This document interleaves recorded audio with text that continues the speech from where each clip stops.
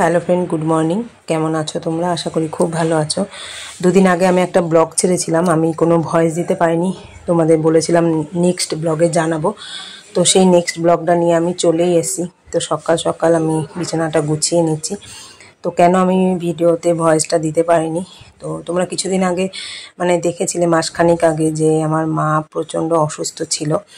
তো সেই জন্যই আমি ব্লগে ভয়েস দিতে পারিনি। তো চলো তোমরা দেখতে থাকো, ব্লগটা দেখতে দেখতে আমি তোমাদের সাথে শেয়ার করব।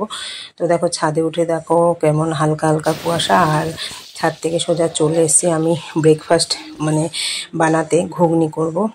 তো চলো, অনেক দিন ধরে ঘুগনি মেয়ে খাবে খাবে বলছে। এটা হচ্ছে সানডের ব্লগ, গত রবিবারের ব্লগ। তখনও কিন্তু আমি সকালে জানতাম না যে আমার কাছে একটা দুর্ঘটনার খবর আসবে। সকালে রোজ দিন যেমন আমার জীবনের লাইফস্টাইল কাটে, ঠিক সেইভাবে আমি শুরু করেছি সানডে ব্লগটা।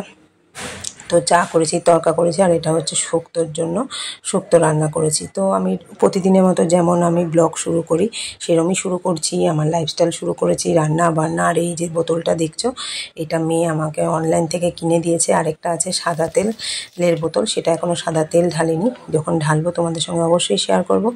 তো চলো, রান্না করতে করতে তোমাদের সাথে শেয়ার করেই ফেলি কী খবর এসেছিলো। তো শুক্তোটা ভাজা বসিয়ে দিলাম। তো হঠাৎ করেই মোটামুটি তখন 12টা 12:30 বাজে, যে হঠাৎ করেই আমার দিদির মেয়ের ফোন আসে যে মাসি তুমি কোথায়? আমি বলছি এই তো আমি পুজো দিচ্ছি, স্নান টান করে এখন রান্না বসাবো। বলছে দিদার অবস্থা ভালো না, তুমি পারলে বেরিয়ে আসো।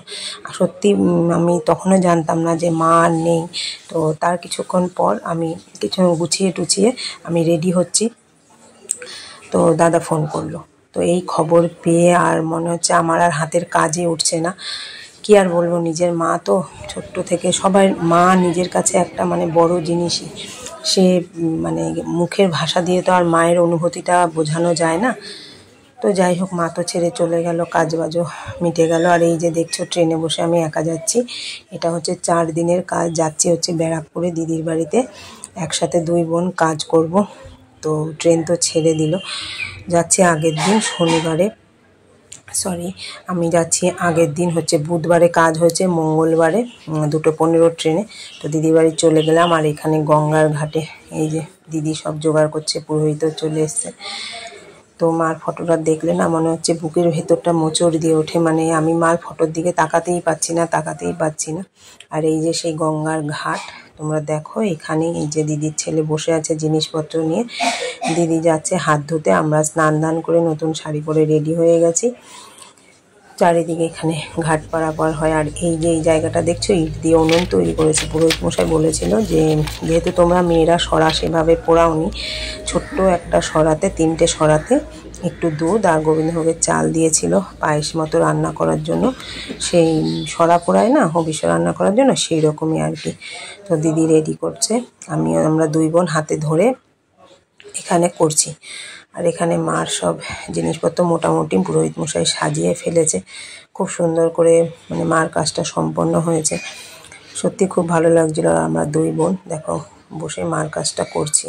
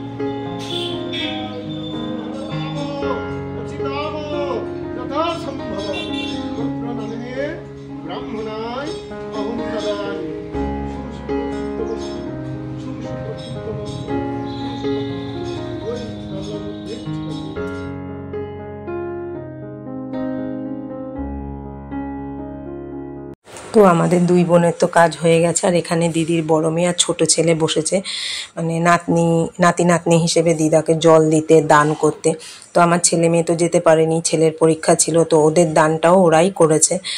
তো চলো, ওরা দিদার কাজে বসে গেছে, দিদার আত্মা যাতে শান্তি কামনা হয়, তো ওদেরকে দিয়েও কাজ করানো হলো, ওরাও দান করেছে। তো আমি বসে বসে দেখছি, মনটা এতটাই খারাপ, মা যে সত্যি এত তাড়াতাড়ি চলে যাবে, এইভাবে চলে যাবে। মা চলে যাওয়ার আগে আমার বাড়িতে 3টি মাস ছিল, আমার বাড়ি থেকেই হঠাৎ করেই মানে শরীরটা খারাপ হয়। তো আমি কি আর বুঝতে পেরেছি এইভাবে ছেড়ে চলে যাবে? তো যাই হোক, সবাইকে তো একদিন না একদিন যেতে হবে। তবুও মা তো সবাই চাইবে আমার কাছে থাকুক, বেঁচে থাকুক, সে বুড়ো হোক আর জোয়ান হোক। তো ওইদিকে মার থালাটা গঙ্গায় ভাসিয়ে দিয়েছি, আর এখানে পুরোহিতকে দান করা হচ্ছে গীতা, ফল, কাঁচা টাকা। আর এখানে রাধা গোবিন্দের মূর্তির সামনেই মানে বারান্দাতে আমাদের পুজোটা, মানে পুজো বলছি না, সরি, আমাদের মায়ের শ্রাদ্ধ কাজটা হলো। আর এখানে দেখো গঙ্গার ঘাটে সব নেমে আমরা হাত পা ধুয়ে আমরা বাড়ির দিকে যাব, টোটোর জন্য অপেক্ষা করছিলাম। তো চলো, আর এখানে গঙ্গাতে না ওই বড় বড় লঞ্চগুলো চলেই যাচ্ছে। তো ফাইনালি টোটোতে আমরা উঠে পড়েছি। টোটো কাকুটা আসতে একটু দেরি করেছে, এতটাই রোদ গরম উঠে গেছে না, প্রচণ্ড গরম লাগছিল। আর এখানে যাই বলে রেখেছিল শীতলা মা, মানে শীতলা বাড়ি বলে একটা দিদিদের ওখানে ভোগ রান্না হয়, সেই বাড়িতে নিরামিষ ভোগ রান্না হয়। তো আমরা এখানে বসে গেছি, শ্রাদ্ধ শান্তি করে এসে আমি আর দিদি খেতে বসে গেছি। সত্যি খুব ভালো ছিল নিরামিষ রান্নাগুলো। তারপরে খাওয়া দাওয়া করে একটু রেস্ট করে সোজা বাড়িতে চলে আসলাম সেই দিনই, মানে আগের দিন গেছি, পরের দিন কাজ টাজ করে চলে এসেছি। আর নামার সময়ও হয়ে গেল, কৃষ্ণনগর স্টেশন ঢুকে গেছে। তো যাই হোক, তোমাদের জানিয়ে দিলাম কেন আমি সেই দিন সেই ব্লগে ভয়েস করতে পারিনি। তো মা আর আই নেই, চিরদিনের মতো আমাদের ছেড়ে চলে গেছে, তো এটা তো মেনে নিতেই হবে। আর এই যে ট্রেনটা দেখছো, ট্রেনটা সবাই পারাপার হচ্ছে, পট করে লাইনে চলে এসছে, সবাই দৌড় মেরে এখানে চলে এসছে। তো চলো, তোমাদের দাদা তো লাইনের ওপারে আমার জন্য অপেক্ষা করছে। তো ট্রেনটা যাবে, তারপর তো আমি যাবো। এদিকে আমাকে ফোন করছে, তুমি কি করছো, এত দেরি করছো। তো আমি বললাম যে ট্রেনের মাঝে উঠে গেছি আমি, ট্রেনটা চট করে চলে এসেছিলো।